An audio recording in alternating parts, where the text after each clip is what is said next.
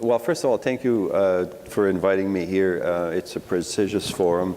Looking at the list of speakers, I feel myself very humble, and will try to impart, some knowledge if I can. When I look back, I think that to my childhood, the one thing that I remember very clearly is the freedom that we had to do just about anything. And, I look at kids today that, the parents are helicopter parents, they're everywhere. And when I was 14 years old, my buddy and I, we had $5 in our pocket. We left our little town in the Eastern Township and went hitchhiking in the Maritimes for a month.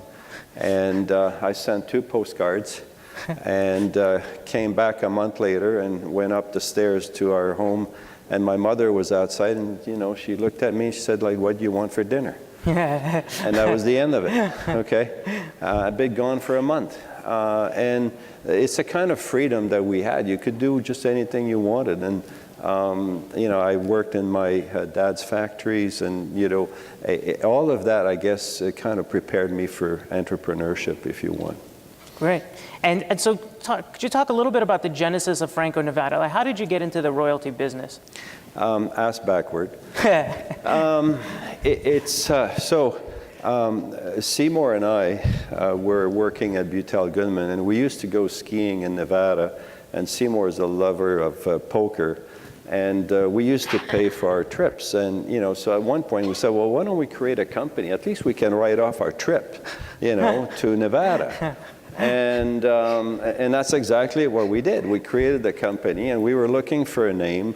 And Seymour one day walks in my office. He says, well, you're French. We want to be in Nevada. We'll call it Franco Nevada. That's how I was born. Okay? And, I remember Ned Goodman, he came in and says, why don't you call it Pepsi Cola? Okay? So anyway, so we called it Franco Nevada. We raised $2 million. And then it was like, okay, now what do we do with the money? And at first, we sort of did what every other junior company did. We, drilled a few holes here and there. And then I had to write the annual report. And I went to Seymour's office and I said, Seymour, all I have to tell our shareholders, of which, by the way, we're 25%, that I'm losing their money. This is not a great story. And so we started to brainstorm about what is it that we could do differently in the mining space. And he came from the oil business. And at one point, he just said, well, are there royalties in the mining business? I said, well, yeah, I'm aware of, a few royalties. And we said, well, why don't we try to put a couple together so that at least we have some cash flow in this business and we don't have to go back to, the well all the time and dilute ourselves down to nothing. So next time I was in Nevada, I tell we had a geologist on contract, and I tell him, if you see a royalty, give us a call. And as luck would have it, about 6 months later, our geo is on a Friday morning, he's sitting in his office, 9 a.m., reading the Reno Gazette and sipping his coffee, and on page 3, there's a box ad, royalty for sale. And it was a Houston phone number. So he calls up, and the guy says, yeah, I've got a royalty for sale. I got a problem, my bank is having issues, and what we got to sell. Where's the royalty? The royalty is in the Carlin Trend. And this is where I say, where I define luck. What's luck? Luck is preparation meeting opportunity. Just a month before this happened, I had done a study of where in the world is the cheapest place to find an ounce of gold. Because I said to myself, if we're going to be in this business, we got to be where it's the cheapest place to find an ounce of gold. That would make economic sense to me. And I'd spent 2-3 months going through all the annual reports of all the people in the business, and I found that the cheapest place to find an ounce of gold was the Carlin Trend. So it was like, wow, this is in the Carlin Trend. So I said to the guy, send me all the stuff and we'll look at it. So by Friday night, those were the days with thermal fax paper, that comes out and, and then it disappears after an hour. It's like Snapchat. So we had to be quick learner. And it was like, this is like right smack in the middle of the Carlin trend. And mining is a bit like real estate, you know, location, location, location. So I said to the guy, I said, look, call him up and tell him to meet me in Salt Lake City Monday morning, 9 o'clock. Okay. So during the weekend, I do my work and do all the work and everything else. And then Monday at 9 a.m., I walk in his office. He had a small office in Salt Lake City. And I start negotiating. So I offer him $1 million, which is what I had agreed with Seymour that it was worth. No. Then I offer him like 2 million shares of Franco, which was trading at like 65 cents, but was probably worth about 25. But it didn't matter. No. And then I offer him some cash and some shares. No. Until I finally understood that he had a $2 million bank loan. The bank had called the loan. He had 90 days to come up with the money, or they were putting him in bankruptcy. So it was all or nothing. So then I had to make a choice. I was like, what do you do? And in those times, I always look at myself, you know, like, Pierre, whatever you pay is not going to be the right price. But if you're making a mistake, is it on the upside or the downside? And then I went through mentally, like, you know, okay, we're in the right place. We're in the Carlin trend. We're right beside Newmont. We've got this, we got that. I said, fine. I said, it's $2 million, done deal, but I got to call my partner. So I called Seymour. I said, Seymour, I got good news, and I got a little bit of bad news. He said, well, what's the good news? I said, Seymour, we just bought our first royalty, and frankly, I think we're going to make 5 times our money. Well, Lassonde, that's fabulous. He said, that's great. What's the bad news? We got no more money. The treasury was $2,050,000. So it was like, roll the dice on like everything yet. And then for like 15 minutes, I held the phone here. Like, you know, Lassonde, are you crazy? Like, it went on and on. Finally, like, okay, fine. So I hung up. So the story actually gets a little bit better because our lawyers were 2 floors below. So I said to him, I said, look, I'm here now. Why don't we go down to our lawyers? We'll dictate the terms. You and I go to lunch. They finish the paperwork. We come back. We sign it off. It's all done, finish, and we're good. And he said, okay. And we did exactly that. Went to lunch, had a great lunch, came back. All the papers were ready, signed the papers, and I left. And he goes up to his office. I only found that out months, actually years later. At the door of his office was the operator of the property with his checkbook ready to buy the royalty. Now, that royalty, ladies and gentlemen, that I purchased for $2 million has so far paid us over $1 billion. Okay? Because that royalty, 2 years later, the land was purchased by Barrick, and it became the Barrick Gold Strike mine, the biggest gold mine in the world. Did I know at the time? Absolutely not. But I got to tell you, this was the first deal and the best deal I've ever made, and for 35 years I've been chasing the same deal. Hasn't happened. Listen, you haven't done half bad. So No. over 19 years, your track record has been 36% compounded annually until you sold to Newmont. So could you talk a little bit, is there anything in particular that you think contributed to that exceptional long-term success? Focus. I mean, once we understood the power of the royalty business, we relentlessly focus on first getting all the low-hanging fruits, because being the first in the business, the first mover advantage for us was very real.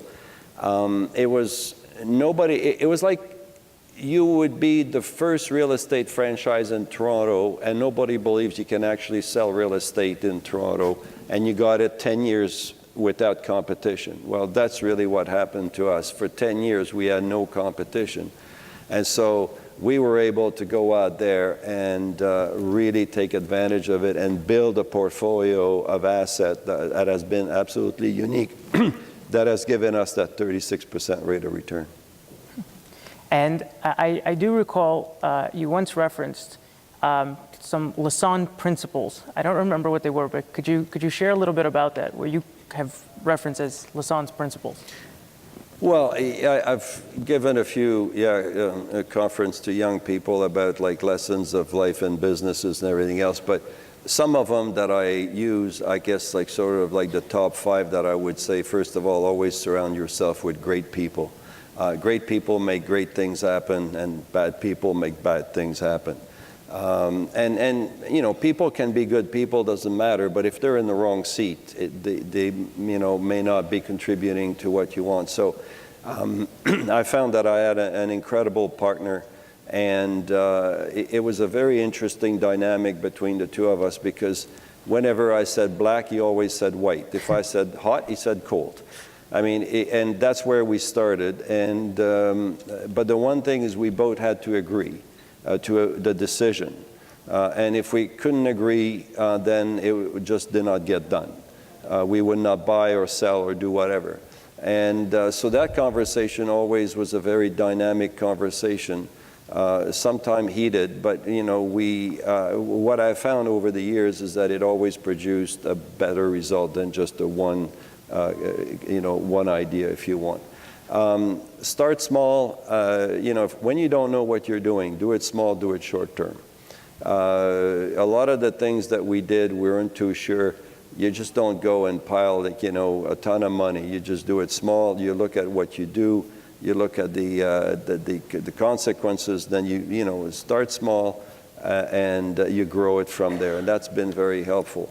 The 80-20 rule, boy, in the mining business, I think it's, you know, it might be probably the 90-10 rule.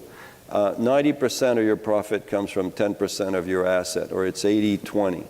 And, you know, people tend to look after the 80% of the asset that gives them their 20%. Well, that's the wrong way to look at it. Just go and be very, very clear about those 10 or 20% of asset that gives you 80% of your profit. I think that companies that strays out of that, they come back 10, 15 years later. And I think we've seen it in the mining business. There's every cycle. You know, people think because they've got, you know, good, they've got a good understanding of an asset that they can go and do everything. No, they can't. So geez, some of these things that I use, but nothing magic, really.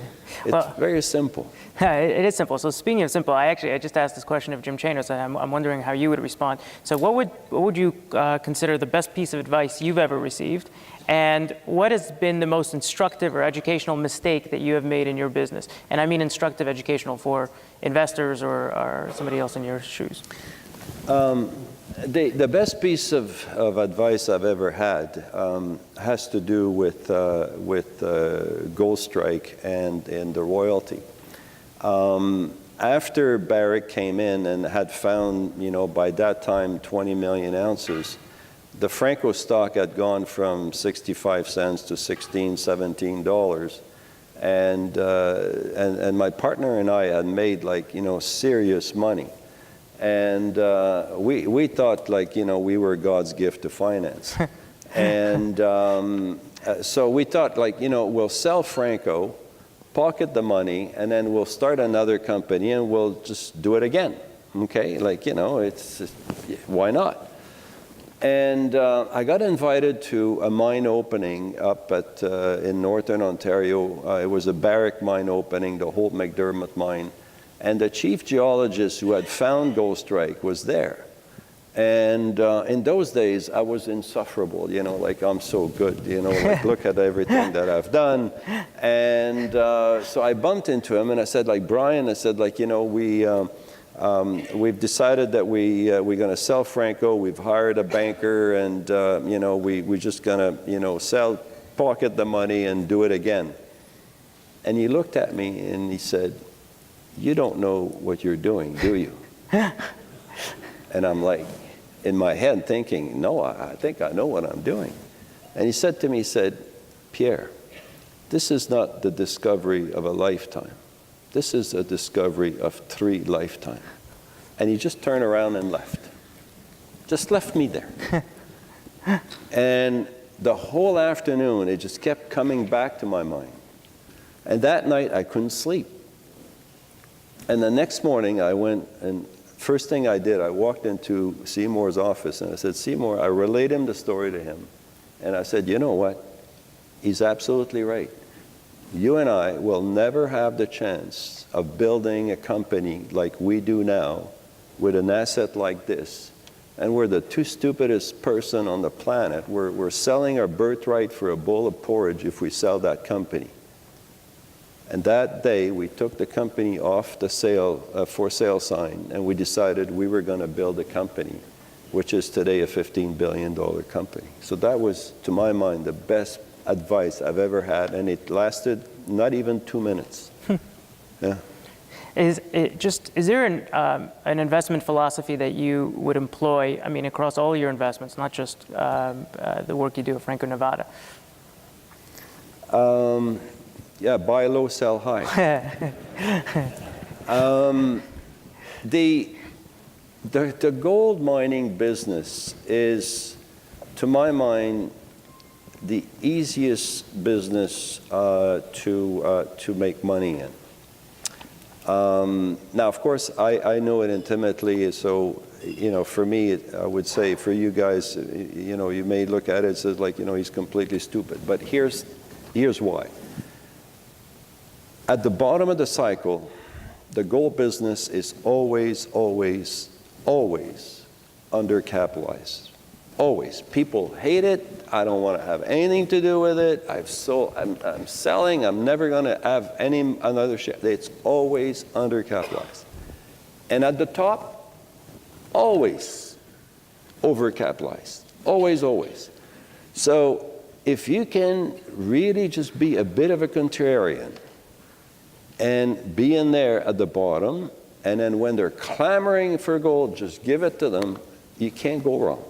It is, I've seen it now 7 times, okay? Since 1974, this is the 7th cycle. So it is a no-brainer. It's really simple. But you just have to have that conviction, that courage, like we're at the bottom, we're at the top, and it is not that complicated. You got to give me a call when we get to the either or.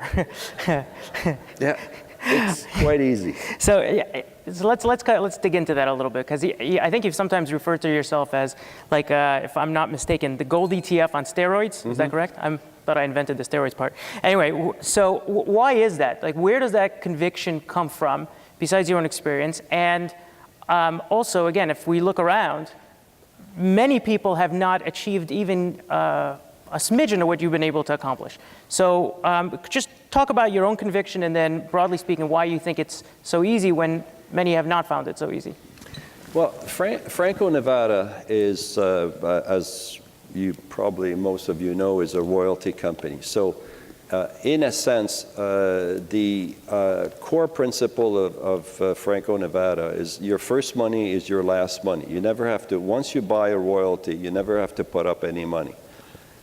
And the key ingredient, like what makes Franco Nevada such to me, the best business model on the planet, is that every time we purchase a royalty, we get a free perpetual option on the discovery made by the operators of our land. And this is so incredibly powerful. So I just talked about the Gold Strike royalty. So we purchased a royalty where there were 500,000 ounces of resource on top of a piece of land. And then Barrick comes in, buys it, starts to drill, and finds 50 million ounces of gold. That free perpetual option went from a $2 million investment to $1 billion, and they're still paying. Okay, this mine's going to go on for another 20 years. And we've done it 3 times at that level. We've done it many more times at, 5 to 1, 10 to 1, but at the 1,000,000 to 1, or, we've done it 3 times. It's that free perpetual option that gives you that incredible return on investment that we've been able to produce to shareholders. So we say it's an ETF on steroid, because when you buy a gold ETF, you essentially buy a gold bar, and you have to pay for it. In the case of Franco Nevada, the company, the royalties that we own are essentially backed by 10 million ounces of gold, plus another 10 million ounces. So when you buy a share of Franco, you're buying a share of those reserves. But then on top of that, we pay a dividend, 1.5% yield. So we pay you a dividend instead of you having to pay. And then you have a small management team. We have just under 30 employees that keeps looking for opportunities to grow the company. So we distribute half the cash in dividend, the other half we reinvest in the company. So that's the steroid part, is that we keep growing the company. So in terms of business model, it is an incredibly powerful business model. I mean, it's revenue. We have about 15 million of overhead for the head office, travel, everything else, and then it's pre-tax profit. So where do you see that? 30 employees producing essentially, like 85–90% pre-tax profit. Oh. Let me know if you're hiring. Not often. You actually gave me a slow pitch down the middle of the plate, and I didn't take it. So just where do you think, you talked about seasonality and cyclicality, so where do you think we are today? Where today do you think are the risks or opportunities in gold? Gold, so a lot of you will read reports on gold. I mean, from Goldman Sachs, for all the analysts, and they'll talk about production, and they'll talk about jewelry, and they'll talk about all kinds of, other factors that affect the gold price. Let me tell you a little secret, okay?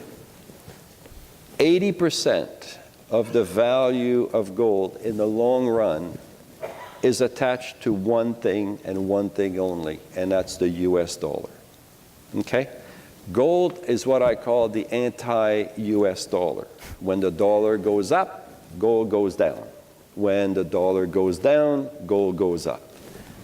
It's really that simple. In the short run, anything can happen. The two of them can go together, the two of them can go down, can go separate.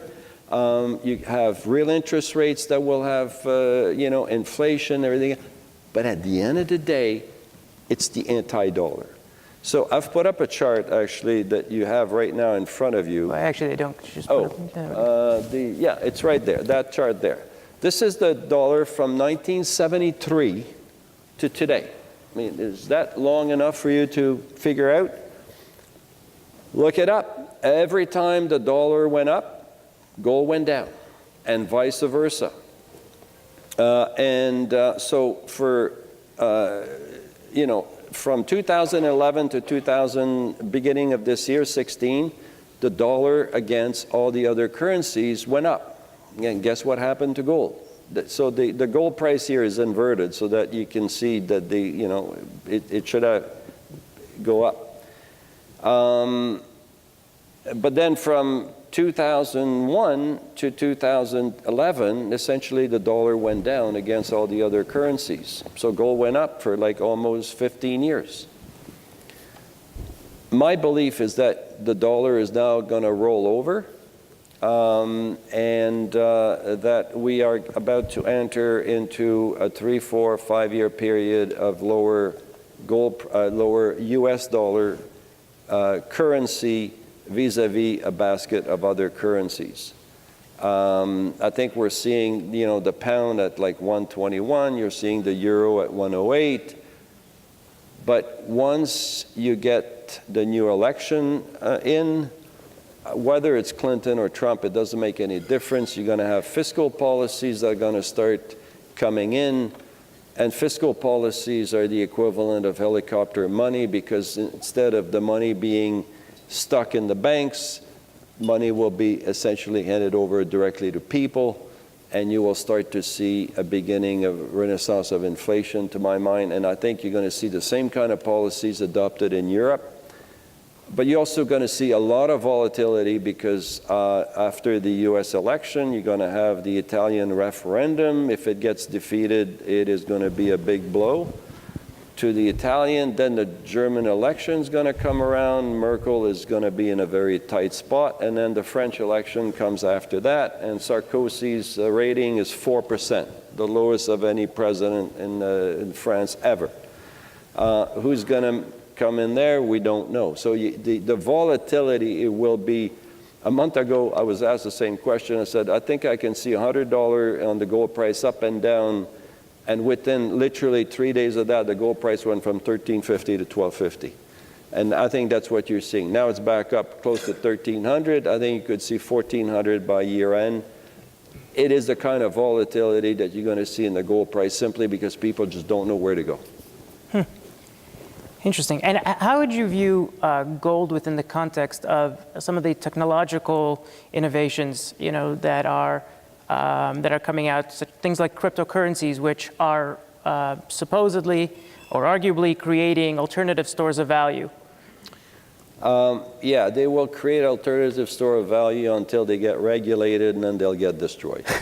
So I don't have a whole lot of faith in that. I mean, the beauty of a gold bar, it's a gold bar, for today, you can, Tutankhamun can put a gold bar out, and you know what? It buys exactly the same thing as it bought back in Tutankhamun's day. And people understand that, and they kind of think, you know what? I don't know what the world's going to look like next year or 5 years from now. I'd like to have a bit of insurance policy. That's really what it's all about. So, and notwithstanding your own passion for gold, how do you think about diversification? I really don't. I'm a dumb mule, okay? I know the space inside out, every which way. I've been living with it for 35 years, and I know how I can make money at the trough, at the top. So I'm really not that diversified. I think Warren Buffett, one time said, if you know what you're doing, concentrate, concentrate, concentrate. And if you don't know what you're doing, diversify, diversify, diversify. So I've got a basket with like one egg. So I watch that egg real carefully, okay? Yeah. And so far, it's been a golden egg, okay? Or a few of them, yeah. And what would your advice be to investors like myself who don't know what we're doing? What would you recommend? How would you think about diversification and vis-a-vis gold having a role in that portfolio? So before I answer that, can I get the next slide? Because I think that's also a very important slide. Is that it? No, that one here. Okay, so I love this slide. So I created this slide back in 1999 when the gold price was $250 and the Dow was about 10,000. And essentially, it's the Dow Jones Industrial Average divided by the gold price. It's that ratio for over 115 years. Think of it as, if you want, a ratio of financial assets to hard assets, okay? And what you can see is that clearly there are times where you should own financial assets, and then there are times where hard assets do a better job. And that's really the relationship that I really wanted to show. From 1900 to 1929, you wanted to be in financial assets. From 1947 to 1967. From 1980 to 2000. I mean, those were great, great periods to be in financial assets. But then you have the reverse as well. It's sometimes very short time, sometimes a little longer, 67 to 1980. 2000 to 2011 have been a great year for gold and hard assets. What I find interesting with that chart is that at every bottom of the cycle, the ratio of the Dow to gold has come down to essentially 1-to-1. So in 2000, it took 42 ounces of gold to buy 1 unit of the Dow. Okay, 42. In 1980, the Dow was 800, gold was 800. It was 1 to 1. Okay, we saw the same thing in 1934. And also, if you look at the last cycle, you had a bit of a bump from 1974-76. You look at this one here from 2011 to 2016, we see the same thing. The ratio today is about 14 to 1. So it takes 14 ounces of gold to buy 1 unit of the Dow. If we're going to go back to 1 to 1, where do you think the gold price is going to be? It's a function of the Dow. Dow today is 18,000. If you go to 1 to 1 and they still think the Dow is going to be 18,000, think of what's that going to do to the gold stocks and the gold price. Now, back in 1934, what happened is the Dow actually lost 90% of its value. It went from 360 to 36, and gold only went from 20 to 35. In 1980, very, very different. The Dow actually peaked in 67 at 1,000, went down to 600, and then came back up to 800. But in the meantime, gold went from $35 to $800. So the next time around, I don't know where the Dow's going to be. It's everybody's guess. Let's say it's half of where it is today. And maybe it's not going to be 1 to 1 ratio. Maybe it'll be 2 to 1 ratio. But when I look at that, I feel pretty confident that over the next 5 years, if you've got a bit of gold in your portfolio, you're going to do really well. So I'm going to keep, I hope you don't mind, pressing away. Imagine you could not invest in gold. What would be your next best idea? I don't have one. I don't have one. No, if I could not invest in gold, it's because then I would be very long U.S. dollars. Long U.S. dollars? Yep. Keep it in cash? Yep. I'd be very long U.S. dollars. Interesting. If gold becomes, a place where I really feel that it's, if the U.S. puts its house in order and, then you don't need gold. You just go long U.S. dollars. It's going to do really, really well. And on that, I think Warren Buffett has always said, never bet against America, and I agree with him. The Americans have the ability to go to the edge of the precipice but get themselves out of it. And so I would not bet against America. Could I just ask if you could elaborate? I mean, the role of India and China, who are massive consumers of gold, how do they factor into all of this? Are they part of that 20%? I mean, where do they, how do you see the geopolitical aspects? They're both incredibly important. Today, together, India and China essentially takes half of all the gold that is produced a year. So the average year, we have about 4,000 tons of physical gold that gets sold, purchased and sold, and half of that goes to China and India together, about 1,000 ton each. So that is a very big component. Central banks are buying another 500 ton of that. And then you have, the technology industry. None of your phone today or iPads or any of that could work without gold. So there's a very high component that goes into high technology. And then the rest is essentially goes for, in Europe, about 400 ton goes into bullion. And that's mostly, Germans, Italians who are looking at negative interest rate, and they're saying, I can buy a government German bond, and I know that in 10 years they're going to take 6% of my money, or I can buy a few kilo bars, stick them in my safety deposit box, and I think in 10 years I'm going to do better off. I'm going to be better off than that. And we're seeing very large, as I say, 300-400 tons a year now of investment, and the rest is jewelry. Did I hear you right? You're telling me that there's gold in my iPhone? Yeah. Could somebody come and take this apart, please? But while they do that, could you just give us a little bit of context around that? The Toronto sewage treatment gets, if you throw your iPhone in the garbage and it ends up getting crushed, and all the precious metals is recovered. and send back to smelters. There's quite a bit of it. But it's minute quantity in every phone and everything else. I mean, believe me, like, you're not going to crush your phone for that. I've done crazier things. All right, we have time for one more meaningful question. If I could actually ask you, because you are renowned philanthropist here and in the US, and you've done a lot of things, is there any intersection between your investing and your philanthropy, and any major lessons that you have learned through your various benefactions? The one common thread is, if you want impactful philanthropy, you have to get, I call it the 3 T's of philanthropy: give time, give talent, give treasures, some of your treasures. To write a check is good, it's terrific. To give some of your time as well.